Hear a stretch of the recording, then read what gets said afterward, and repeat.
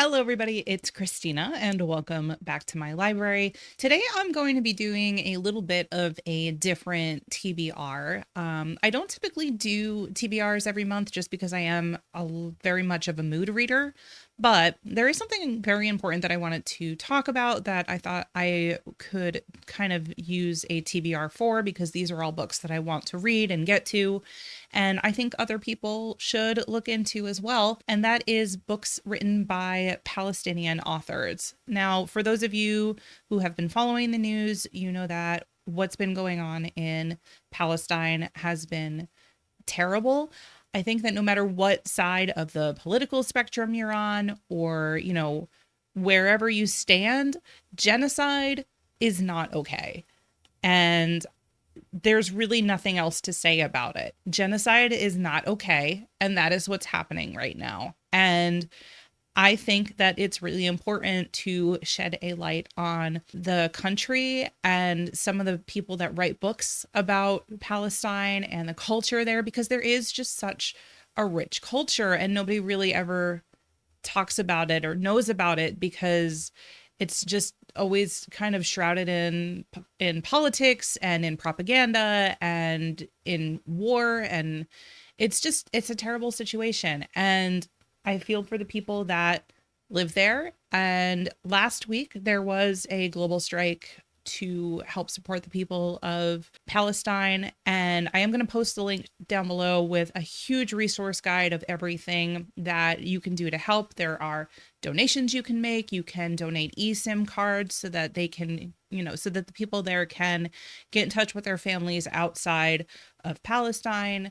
There are people you can follow on Twitter if you have Twitter. There are books that you can read, which is what I'm going to be talking about now, and just all sorts of different things that you can do. The strike is technically over at this point, but that doesn't mean we have to stop, supporting these people who are innocent. They are just trying to live their lives, and instead they are being attacked over something that they had no control over. And, governments sometimes suck. It doesn't mean that the people who are innocent, the people who just happen to be living there, are bad. And I think that it's really important to talk about that. And I want to kind of just help shed a light on some authors and some books that they write. And these are all books that are written by Palestinian authors that talk about Palestine, about the culture, about the people that live there, the history, so that all of us can learn a little bit more about them. Let's get started. These are all fiction books, I think with the exception of one, which is a memoir. I have not read all of them yet. I'm almost done with one of them, but the rest are all part of a TBR pile that I'm currently working on. So I am going to be reading these over the course of the next probably 2 months. There's quite a few on the list. I don't think I can get them all in 1 month, but I do want to read all of them. I have a few that are on hold in my library. I'm just kind of waiting for them to come in. I have a couple that I bought, and then I have one that's already here as a library book. So if you can support your local library, definitely do that. Some of them do actually have these books there, so you can do that. And, just kind of look around, see if you can find them. Some of them are a little hard to find, I will say. And I know that the document that I'm going to be linking down below does mention, trying to avoid purchasing on Amazon right now, which I know can be very difficult. Amazon is it's a huge marketplace. And unfortunately, sometimes you have no choice. I had no choice but to buy one of the books on there because it was the only place I could find it. My library didn't have it. None of the other bookstores had it. So I did have to buy that one on Amazon. The rest are coming from either other bookstores or from my local library. So just FYI. All right, so let's get started. I'm going to start with the book that I am currently reading and almost done with, and that is Salt Houses by Hala Alyan.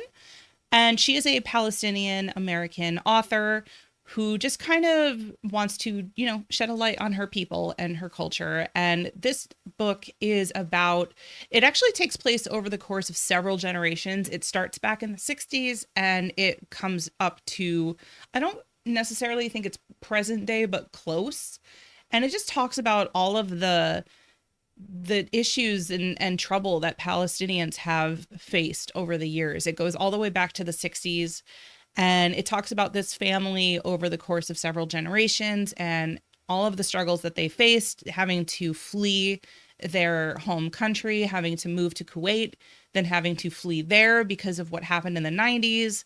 And it's so sad to think about how many times people's lives have been just completely upended due to nothing that was in their control. And this book sheds a light on that. It's so beautifully written. I think it's very well done, and I really love the characters in here. I'm probably going to finish it tonight. I only have like maybe 75 pages left, and just kind of learning more about this family. And, you know, even though they're fictional, their struggles are what real people have faced. And so it's important to think about that when reading this. The next book I want to talk about is a memoir. This is the one that I got on Amazon just because it was the only place I could find it. And it's called In Search of Fatima by Ghada Kharmi. And this is a memoir. It documents Ghada Kharmi's life in Palestine and then her eventual escape to England. And it talks about her life as a displaced person and the struggles that she had to go with dealing with racism and bigotry and leaving behind people that you love in a country that you don't know is even going to be there the next day because of these wars and attacks that are happening. And it sounds like it's going to be a very moving book. I'm probably going to start this one after I finish Salt Houses, since I do have it already. And because this one is a nonfiction, it's a memoir, I feel like it's going to hit a little bit harder too, because it's like, this is an actual person's life. I don't typically rate books like this because I feel like it's not my place to rate a person's life. So I might rate the fiction books on Storygraph, but I'm definitely not going to be rating this one. If I finish it, I will let you know what I think, but it feels kind of icky to give stars to somebody's life, you know? So we're not going to do that. But yeah, that's going to be the one that I read next. After that is The Beauty of Your Face by Sahar Mustafa. And that one is, this one's a fiction book. This one's written by a Palestinian American. And it's about a Palestinian American. And this one is interesting because it discusses the troubles not only of Palestinians, but of Americans as well, because this particular character is, you know, her parents fled Palestine to give her a better life, a safer life. But while she's living in the United States, she experiences a school shooting. And that is something that is very real here. And so it kind of, you know, juxtaposes both cultures and what each culture is facing, but also, like, again, touching upon racism and bigotry and the way that this character has to face life and the hatred that they receive because of who they are. And it's just, you know, it's just something that is important to talk about. And it's also important to talk about, you know, the issues that we have here as well, because it's not always a safe haven like people think it is. Next up is You Exist Too Much by Zaina Arafat. And this one is probably one that I'm really looking forward to because it talks about not only the struggles of a Palestinian American, but also a Palestinian American that is queer. And I feel like I didn't see a lot of books like this. This one's pretty unique. And, you know, this character is already experiencing so much hatred just for being who they are as a race that they're getting it tenfold because of who they love and who they are in the LGBTQIA plus community. And this one, I think, is going to touch on some really hard topics, but it's also a very important topic to talk about because, you know,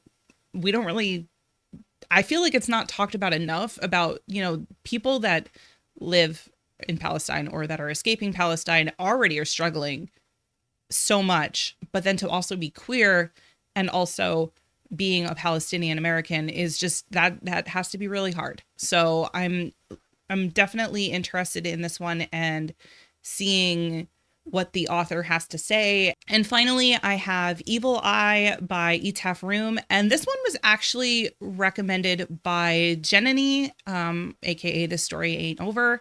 She actually had a recent post, I think it was her wrap up, where she talked about this book. And she said that she read it, I think it was last month, And this one is another one that kind of delves into several different aspects of being a displaced person.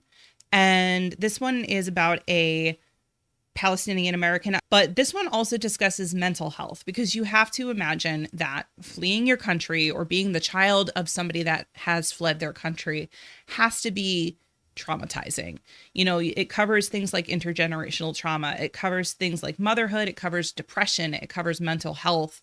This one's going to probably be a pretty hard read, but I think it's an important read because all of this, the dealing with the attacks, dealing with fleeing, dealing with, you know, family members that might have been left behind, that's got to take such a huge mental toll on a person. And this book is probably going to be, like I said, a difficult read, but an important one to read as well.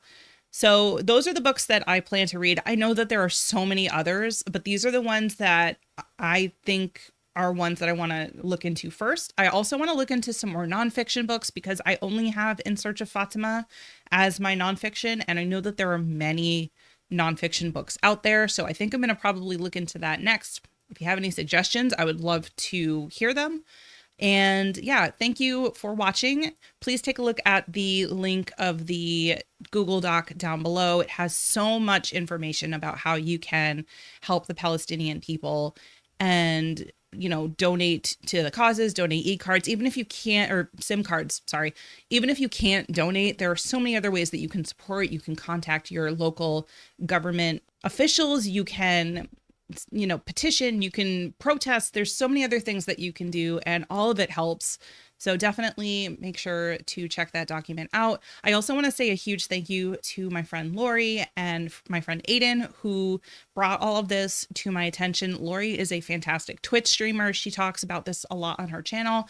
This is where I found this Google document. They were the ones that shared it. And I just want to say a huge thank you to them because they have really helped me to see that, you know, there's so much that we can be doing for the Palestinian people, and that genocide, you know, no matter who you are or what you think, genocide can never be okay. And again, thank you to them for doing this. I'm going to link one of Lori's streams down below as well, because she talks about a lot of this on that stream, and she does it. She just has so many amazing points to make. Yeah. So we're going to have that down below just for some more information. And yeah, I hope you all have a great day, and I will see you next time.